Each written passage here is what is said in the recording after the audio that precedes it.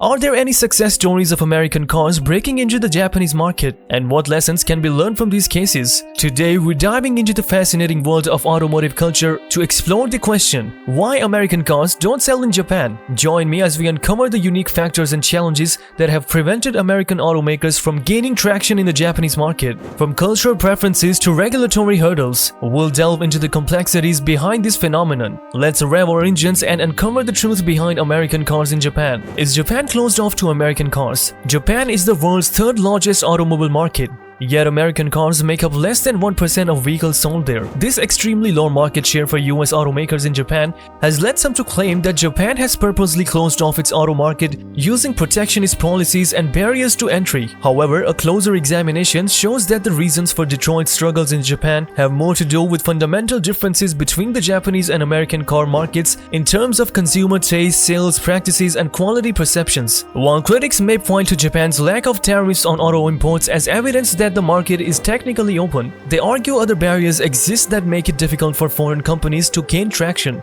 For example, Japan's regulatory process for setting fuel economy, safety, and technology standards is more opaque and exclusive compared to the US, where all automakers operating domestically can provide input. This puts outsiders at a disadvantage. Additionally, Japan's unique distribution system of authorized, tightly controlled dealership networks make it hard for new entrants to access consumers. However, the fact remains that even non-Japanese European luxury brands have found ways to establish a foothold in the Japanese market. If protectionism was the primary barrier, these brands would face the same lockout as US companies. But consumer preferences better explain Detroit's struggles. Japanese consumers strongly favor small, fuel-efficient cars well suited to their country's cramped roads and limited parking. Such compacts make up 40% of sales in the form of K cars. Meanwhile, American automakers have moved away from small cars to focus on trucks, SUVs, and muscle cars, none of which align with Japanese buyers' needs. Even when Japanese brands build bigger vehicles aimed at America, they do not sell well back home. Fundamentally, Japan's market favors domestic brands tailored to local tastes, not imports built for American consumers. Do Japanese still view American cars as lower quality? The reputation gap between America and Japanese automakers originates from real quality differences that emerged in the pivotal auto manufacturing period of the 1960s to 1980s. During this era, Japanese brands pioneered new levels of manufacturing excellence and reliability as American cars were plagued by major flaws and design defects. Looking back, this period represented a clear inflection point where Japanese automakers were ascending rapidly based on revolutionary improvements in quality, control, and efficiency. Meanwhile, Detroit seemed trapped in an outdated mindset, producing poorly engineered vehicles riddled with problems. Brands like Toyota and Honda became synonymous with durability thanks to innovations like Kaizen and Kanban, which optimized production lines for precision and waste reduction. New standards were also set for component reliability through advances in metallurgy and fit and finish. The result was cars that could easily surpass 100,000 miles without major issues, which was almost unheard of during the 1960s and 70s. In contrast, American automakers grew seemingly complacent with lackluster quality as their market dominance went unchallenged. Major defects like the Ford Pinto's exploding gas tank highlighted glaring design and testing flaws. The Chevy Corvair gained notoriety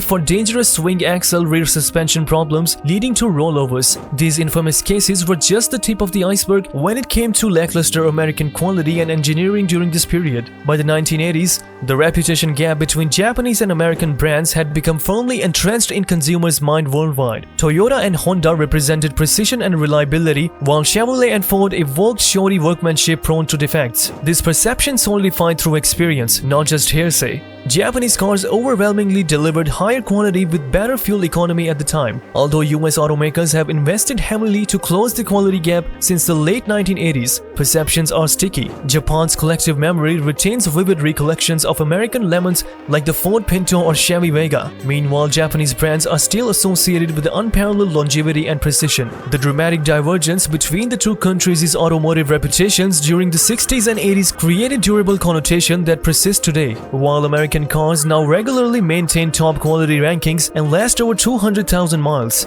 Japanese consumers still tend to instinctively trust Toyota and Honda more based on formative collective experiences. Brand reputations built over decades are difficult to reshape overnight. Until a clear pattern of American vehicles surpassing Japanese rival emerges, lingering doubts will remain baked into purchase decisions. decisions. Detroit is still fighting a stubborn reputation for inferiority rooted in very real historical differences. Does the Japanese dealership model favor domestic brands? The made-to-order vehicle retail model, prevalent across Japan, developed in tandem with the operational capabilities of domestic automakers. Japanese car buyers can custom configure their ideal vehicle down to details like interior fabric and exterior paint, which is then built to order and delivered within weeks. This bespoke experience relies on seamless nationwide production and distribution ecosystem optimized by dominant Japanese brands. Attempting to replicate such a tailor-made retail model presents steep challenges for American automakers wedded to traditional inventory-based car buying. The build-to-order process prevalent in Japan is enabled by ultra-efficient domestic supply chain, allowing customized configurations to be assembled rapidly after purchase. By leveraging interconnected national networks of parts suppliers and manufacturing plants, Japanese automakers like Toyota and Nissan can deliver specially configured cars to buyers in mere weeks. Seamless logistics and inventory management make this level of mass customization possible. For Japanese consumers, this retail model has cultivated expectations of purchasing vehicles tailored to their precise preferences, which then arrive in days ready to drive home. Walking into a dealership to select from generic in-stock inventory, as is typical in America, seems antiquated by comparison. Customers in Japan have grown accustomed to a bespoke experience that would be virtually impossible for Detroit to replicate as newcomers. Lacking the entrenched national infrastructure of Japanese rivals, US automakers face immense challenges adapting to Japan's made-to-order retail paradigm. The seamless production and distribution ecosystem enabling build-to-order convenience reflects over half a century of continuous optimization by dominating domestic brands. Detroit cannot readily replicate these interconnected systems,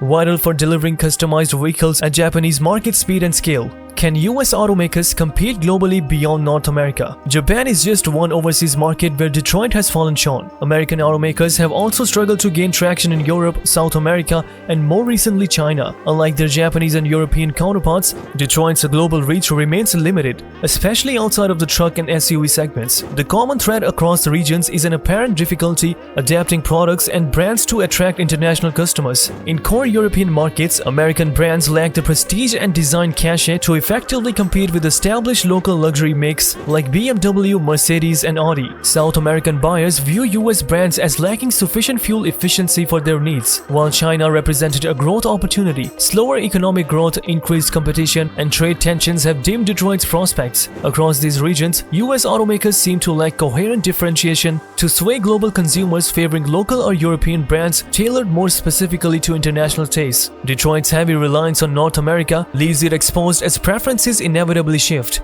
Competitors like Toyota, Volkswagen, and Hyundai have secured firm foothold across global markets thanks to flexible platforms accommodating regional consumer needs. As international challengers expand market share, Detroit's absence abroad will become increasingly pronounced unless it can finally crack the code to translating American brands effectively for overseas consumers. Despite claims that Japan has unfairly closed off its auto market, Detroit's struggles in the country actually reflect deep disconnects between American and Japanese buyer preferences, sales practices, and quality perceptions. Consumer taste, lingering stereotypes, and an unfamiliar dealership model all favor entrenched domestic brands over American imports. Furthermore, Detroit has failed to gain meaningful traction across Europe, South America, and China, demonstrating an overall difficulty succeeding outside North America with undifferentiated products and brands. Unless it finds a way to package vehicles and experiences that resonate across cultures, Detroit will remain confined to ever-shrinking portions of the global market. Breaking free requires more than blaming protectionism. It demands fundamentally rethinking how to build cars and brand images for very different international consumers. As we conclude our exploration of why American cars struggle to sell in Japan, we hope you gained valuable insights into the complexities of the global automotive industry. If you found this discussion informative and thought-provoking, don't forget to show your support by hitting the like button and subscribing to our channel. Your engagement helps us to continue bring you more in-depth analysis and discussions on automotive topics. Feel free to share your thoughts and experiences in the comment section. Until next time, stay tuned for more content. Thank you for watching.